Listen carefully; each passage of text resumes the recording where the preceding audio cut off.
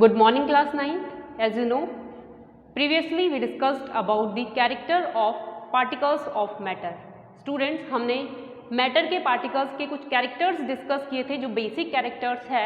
So these are force of attraction के बारे में बात करी थी कि जो particles है उनके बीच में force of attraction देखने को मिलता है, उनके बीच में spaces होते हैं. And third one is कि उनमें continuous motion होता रहता है, right? So students, now let's move further and discuss today's topic, that is classification of matter. आज हम मैटर को क्लासीफाई करेंगे या फिर मैटर को डिवाइड करेंगे. सो बेस्ड ऑन स्टेट के बेस पे हम इनका क्लासिफिकेशन करेंगे. आप कह सकते हो फिजिकल क्लासिफिकेशन जिसे बोलेंगे. आज के लेक्चर में हम फिजिकल क्लासिफिकेशन पढ़ेंगे.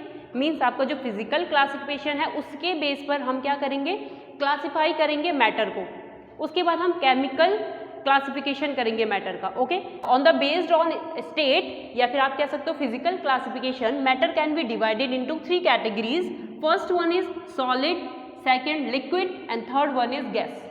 ये तीनों स्टेट होती है मैटर की, फिजिकल स्टेट जिन्हें आप कह सकते हो solid, liquid and gas. Students, in today's video lecture we will discuss solid state of matter. Matter की हम सॉलिड स्टेट को डिस्कस करेंगे. So let's move further. So solids basically क्या होते हैं? सो सॉलिड के कुछ कैरेक्टर्स आई हैव रिटन, जैसे आपके इनकम्प्रेसिबिलिटी देखी जाती है. ओके, सेकंड है आपका rigidity and mechanical strength. Like देखिए, जो आपका इनकम्प्रेसिबिलिटी है इसका मतलब क्या होता है students? Not capable for compress, मतलब इनमें कोई दबाव नहीं डाल सकते. रिजिडिटी मतलब क्या होता है आपका हार्डनेस या आप कह सकते हो कठोरता, ये भी देखने को मिलती है सॉलिड में.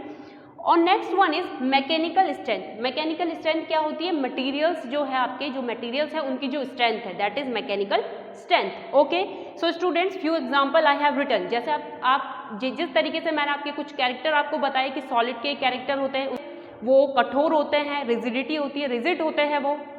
ओके, और उनकी एक स्ट्रेंथ होती है. जैसे मटेरियल्स की स्ट्रेंथ बोली तो they have a mechanical strength.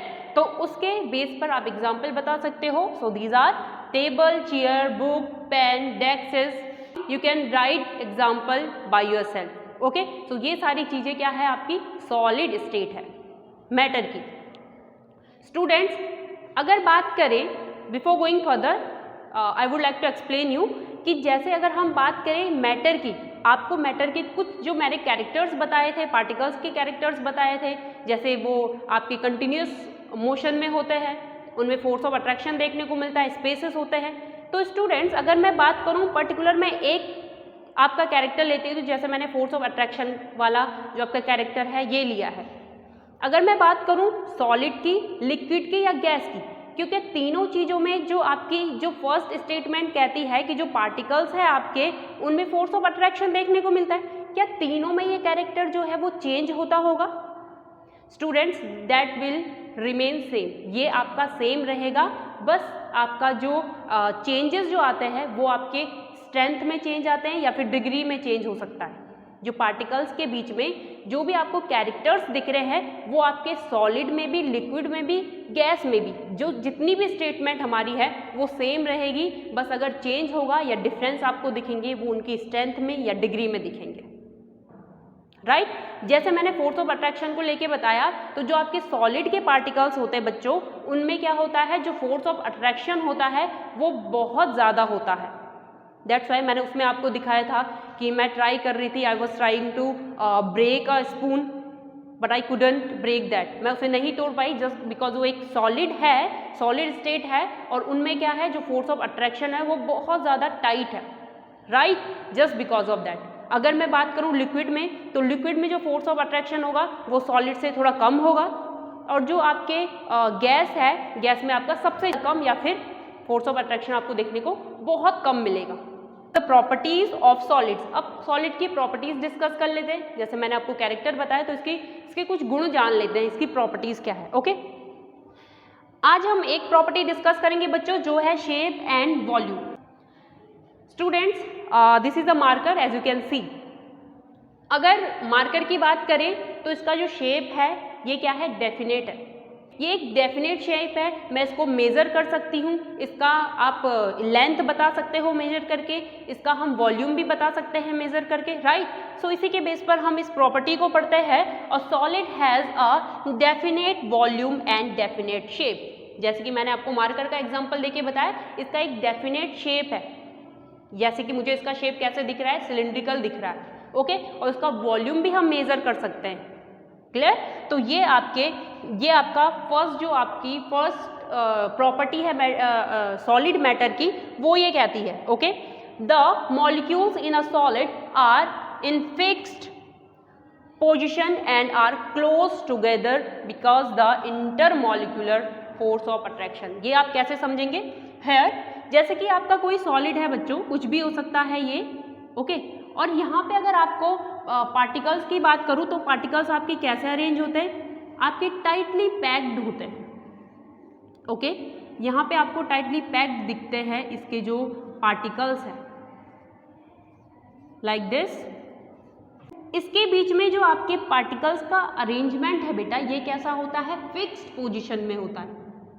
तो यहाँ पर क्या कह रहे हैं कि जो मॉलिक्यूल्स है सॉलिड के, या फिर मॉलिक्यूल्स आपके पार्टिकल्स को ही मॉलिक्यूल बोलेंगे, तो सॉलिड के जो है वो कैसे हैं, फिक्स्ड पोजीशन में है and are close together because the intermolecular force of attraction, as I have told you. इनके बीच में ये आपके टाइटली या आपके फिक्स ऑर्डर में अरेंज होते हैं। क्यों? एक तो इनके बीच में क्या है, जो जैसे कि मैंने आपको स्टार्टिंग में ही बता दिया है, जो फोर्स ऑफ अट्रैक्शन है वो क्या है, बहुत ज़्यादा है, उसकी स्ट्रेंथ जो है वो बहुत ज़्यादा है। इसी की वजह से अगर फोर्स ऑफ अट्रैक्शन ज़्यादा मिलेगा तो ऑब्वियस सी बात है जो पार्टिकल्स होंगे वो चिपके होंगे या फिर वो फिक्स होंगे एक साथ। जैसे हम किसी चीज़ को, बहुत सारे ऑब्जेक्ट है, हमने किसी चीज़ को उनको टाइटली से बांध दिया है, तो ऑब्वियस सी बात है कि वो वहाँ से मूव नहीं कर पाएंगे, वो वहाँ पे फिक्स हो जाएंगे। तो इनके भी जो पार्टिकल्स होते हैं ये इस तरीके से फिक्स रहते हैं, just because of intermolecular force of attraction. इससे हम एक और चीज़ क्लियर करेंगे बच्चों, आप देखोगे कि एक तो फोर्स ऑफ अट्रैक्शन क्लियर होता है। अब हम हमारी जितनी भी स्टेटमेंट हमने पढ़ी है सॉलिड के बारे में, हम वन बाय वन उनको क्लियर करेंगे। पहली चीज़, फोर्स ऑफ अट्रैक्शन मैंने आपको बता दिया है, तो सॉलिड में सबसे ज़्यादा फोर्स ऑफ अट्रैक्शन देखने को मिलता है पार्टिकल्स के बीच में। कि इनके बीच में क्या होते हैं, स्पेसेस होते हैं, स्पेसेस होते हैं इनके बीच में जो पार्टिकल्स होते हैं। वो हम कैसे समझेंगे?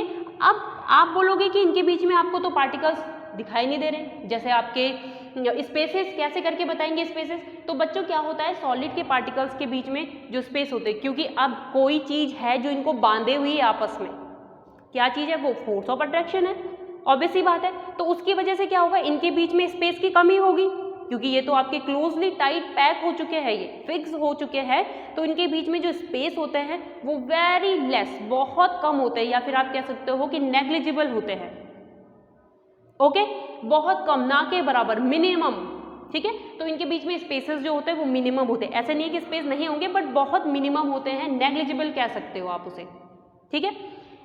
ओके, थर्ड स्टेटमेंट हमारी क्या कहती थी बच्चों? थर्ड स्टेटमेंट हमारी कहती थी कि जो मैटर के जो पार्टिकल्स होते हैं, because solid is also matter, तो इनके जो पार्टिकल्स होते हैं वो कंटिन्यूस मोशन में होते हैं। अब आप बोलोगे कि इनके तो पार्टिकल्स अगर कंटिन्यूस मोशन है तो किस तरीके से करेंगे? अगर बाय द वे ये मार्कर मैंने लिया है और इसके पार्टिकल्स मैं कह रही हूँ कंटिन्यूस मोशन करे, तो हमें कैसे दिखाई दे रहे, कैसे पता चलेगा कि पार्टिकल्स कंटिन्यूस मोशन कर रहे हैं?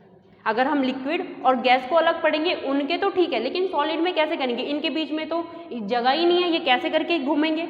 बाय द वे अगर इस तरीके से इनका अरेंजमेंट हो, जैसे मैं यहाँ पे दिखाती हूँ, एक यहाँ है, यहाँ है, यहाँ है, तो आसानी से घूम सकते हैं, इधर उधर जा सकते हैं। बट अगर इनको टाइटली पैक्ड हो चुके हैं, ये फिक्स हो चुके हैं, तो ये कैसे करके मूव करेंगे? ठीक है, तो ये क्या कर सकते हैं, ऑब्वियस सी बात है, ये इधर उधर मूव नहीं कर सकते। ये मार्कर है, इसके पार्टिकल्स बाहर नहीं आ सकते, इसकी शेप ही क्या रह गई फिर? बट ये क्या कर सकते हैं, ये पार्टिकल्स, ऑब्वियस सी बात है, इनके लिए मूव करने के लिए यहाँ पे कोई स्पेस नहीं है, बट ये अपने ही स्टेट पे, जहाँ पर ये है वहीं पर ये क्या कर सकते हैं, वाइब्रेट तो कर सकते हैं, अपने ही स्टेट पे रह के, अपने ही प्लेस पे रह के ये मूव कर सकते हैं, अपने ही जगह पे ये हिल सकते हैं। अगर ये अपनी जगह चेंज करके इधर उधर नहीं घूम सकते, तो ये अपनी फिक्स जगह पर ही मूवमेंट कर सकते हैं, या आप कह सकते हो वाइब्रेशंस कर सकते हैं, ओके।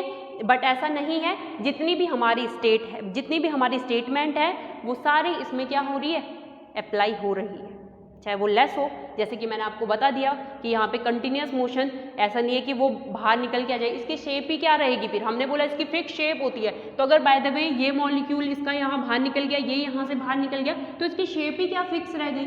तो ये क्या है, एक फोर्स है, ये कोई चीज़ है जो इनको यहाँ पे बांधे हुए है, जो इनको फिक्स करके रखे हुए हैं। समझ में बात आई।